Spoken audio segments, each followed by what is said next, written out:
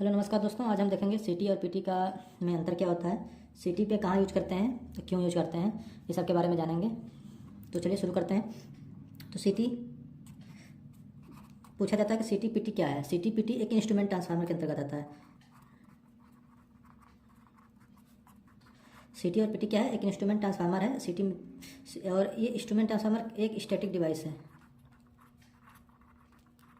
सीटी एक instrument transformer है, स्टैटिक डिवाइस है। क्यों? क्योंकि इसमें कोई भी घूमने वाला पार्ट नहीं होता है। एक म्यूचुअल इंडक्शन के सिद्धांत पे काम करता है। म्यूचुअल इंडक्शन क्या होता है? जैसे म्यूचुअल इंडक्शन का मतलब क्या है कि अगर हमारी एक यहाँ पे बाइंडिंग कर देते हैं प्राइमरी और ये सेकेंडरी, तो अगर इसमें अगर वोल्टेज को हम देते हैं और इसी की वजह से जो इसमें फ्लक्स उत्पन्न हो जाता है, इसे कहते हैं। जैसे इसमें प्राइमरी में हम सप्लाई दिए, प्राइमरी के वजह से, और इसमें कोई एक इलेक्ट्रिकली कनेक्शन नहीं है, इलेक्ट्रिक सेपरेट है, लेकिन इसी की वजह से इसमें फ्लक्स जनरेट हो गया सेकेंडरी में भी।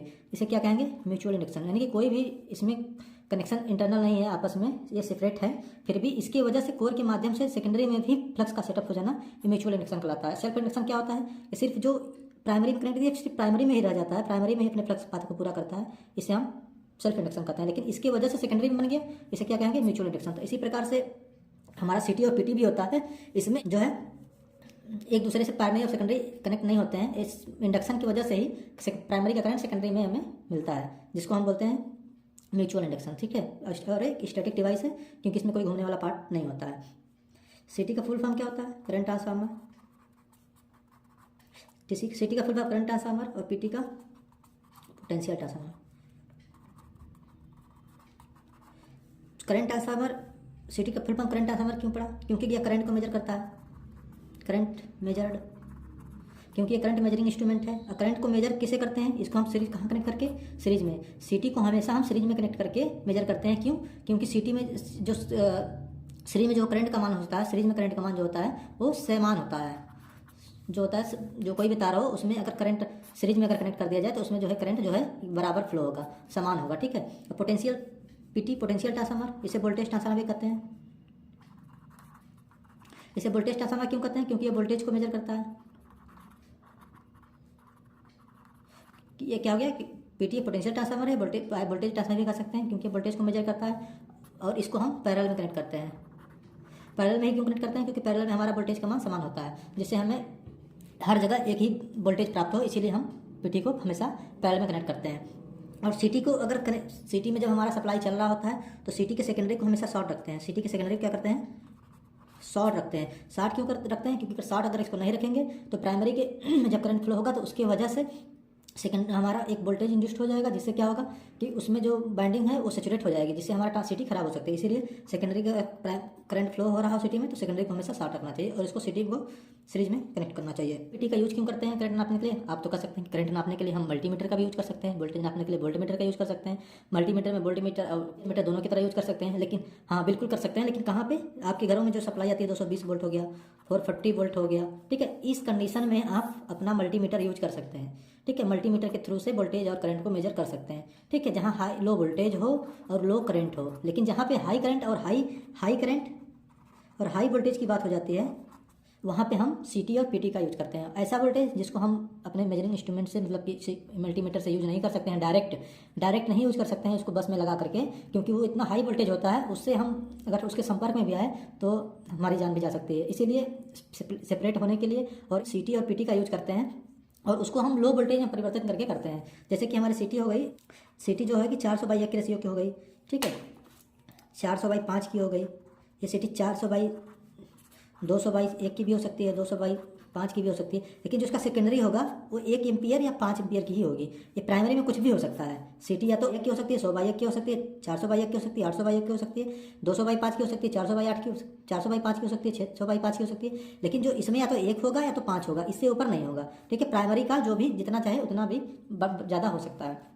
ठीक है। अब देखते हैं सीटी रेशियो। सीटी रेशियो होता क्या है? सीटी रेशियो का सीधा मतलब है कि 400 से 400/1 की सीटी है, तो इसका मतलब है कि अगर प्राइमरी में हमारा 400 एम्पियर करंट फ्लो हो रहा है तो सेकेंडरी में हमें 1 एम्पियर मिलेगा। जैसे 400/1 की सीटी है और हमें प्राइमरी में अगर 800 एम्पियर करंट फ्लो होने लगा तो हमें सेकेंडरी में 2 एम्पियर मिलने लगेगा। जैसे 1600 फ्लो होने लगा तो हमें सेकेंडरी में 4 एम्पियर मिलने लगेगा। यानी कि 400 पे 1, यानी कि 800 पे 2, 1600 पे 4, यानी कि इसके गुना बढ़ता चला जाएगा।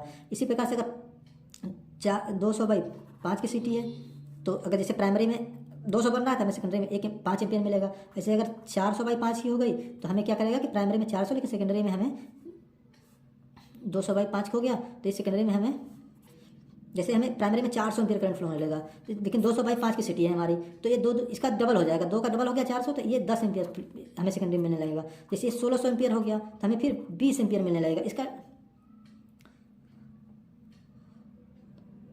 40 एम्पियर यहाँ मिलने लगेगा। ठीक है, इस हिसाब से हमें 4 गुना करंट बढ़ गया। ठीक है, तो इस तरह से हम करंट का मेजरिंग करते हैं। और इस सिटी को कनेक्ट कहाँ करते हैं? सीरीज में। जैसे कि हमारा बस बार हो गया, इस बस बार में सिटी कनेक्ट कर दी और यहाँ से 2 तार बाहर ले आए, और यहाँ से हमने एक हमारा होता है टर्मिनल बॉक्स होता है, टीवी होता है, टर्मिनल बॉक्स से हमें एम्पियर मीटर में ले जा करके ये करंट को मेजर कर लेते हैं। प्राइमरी में हमारा P1 P2 हो गया, यहाँ से बस में कनेक्ट कर देंगे, यहाँ से सेकेंडरी जो होता है, सेकेंडरी से टीवी से होते हुए हमारे एम्पियर में करंट शो करेगा। जैसे 400/1 किए तो प्राइमरी में 400 एम्पियर करंट फ्लो रहा, तो सेकेंडरी में हमें यहाँ 1 एम्पियर मिल जाएगा। जैसे पीटी देखते हैं, पोटेंशियल ट्रांसफार्मर है। ठीक है, हमने अभी पीछे देखा। और उसके बाद पोटेंशियल ट्रांसफार्मर, इसका रेशियो कैसे होता है? जैसे आपकी 132 kV की सिटी है। ठीक है, 132/√3/110/√3 का रेशियो होता है पीटी रेशियो।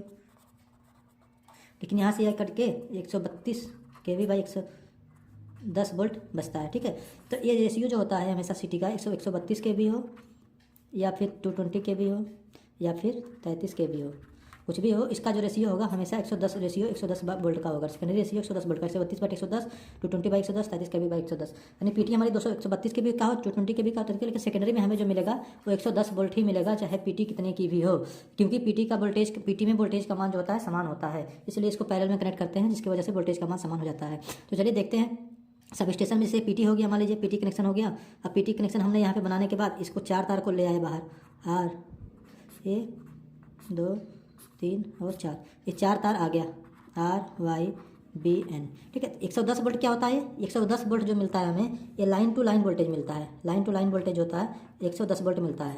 लेकिन हम phase to phase voltage, line to line कहने का मतलब क्या है? अगर ये 2 फेज R और Y के बीच में अगर हम मेजर करें मल्टीमीटर से, तो हमें 110 वोल्ट मिलेगा। चाहे RYB या RYB, तो 2 फेजों के बीच में अगर हम करते हैं तो हमें 110 मिलते हैं, RY या फिर RB या फिर YB।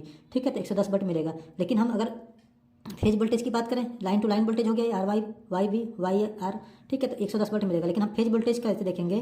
फेज वोल्टेज अगर R और एक न्यूट्रल के बीच में हम देखते हैं तो ये हमें मिलता है लगभग 55 वोल्ट के आसपास, 55 वोल्ट के आसपास, मतलब इसका हाफ हो जाएगा। यानी कि हम जब फेज वोल्टेज में देखेंगे, जैसे कि हम R को R और Y के बीच में देख लेते हैं, R और N के बीच में देख लिए और Y और N के बीच में देख लिए, तो ये सिंगल, यानी इसको बोलेंगे हम फेज वोल्टेज। फेज वोल्टेज में जो होता है वोल्टेज होता है 55 वोल्ट, 54 वोल्ट पॉइंट कुछ समथिंग मिलता है, मतलब इसका हाफ के लगभग समथिंग मिलेगा, क्योंकि ये फेज वोल्टेज है। लाइन टू लाइन वोल्टेज में हमेशा डबल हो जाता है। ठीक है, तो 110 वोल्ट जो सेकेंडरी मिलता है हमें, ये लाइन टू लाइन वोल्टेज होता है। तो इस तरह से सिटी और पीटी में डिफरेंस हमने समझा। और वीडियो को लाइक और सब्सक्राइब, चैनल को सब्सक्राइब कर लीजिए और वीडियो को शेयर भी कर दीजिएगा।